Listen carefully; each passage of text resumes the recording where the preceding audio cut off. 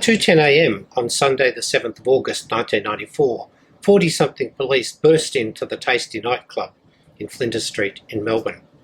With much shouting and pushing and frog-marching people, they forced the 463 patrons up against the wall. The police were searching for drugs, as if there might be such a thing at a queer nightclub in Melbourne in the 90s. They were determined to find them, and they started strip searching the 463 patrons. Men, women, trans people.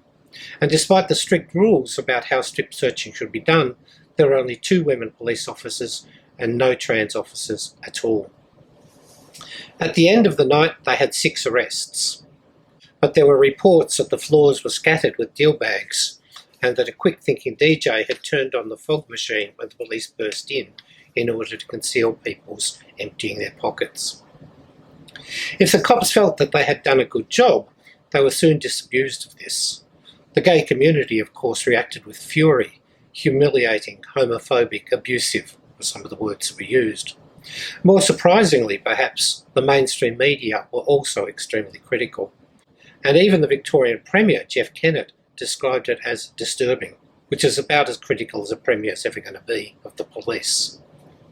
One other unexpected consequence was a legal challenge directed against the police behaviour. This gay and lesbian community was not the cowed, isolated community of the 50s and 60s that the police had got used to dealing with.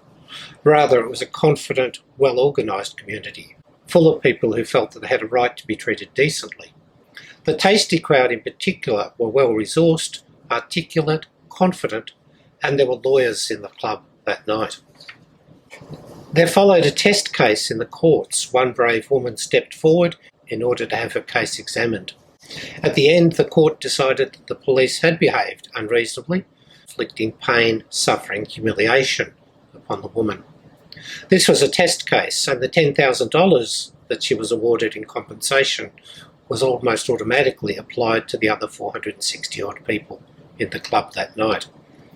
The Premier refused to pay, insisting that the police pay for it out of their own budget.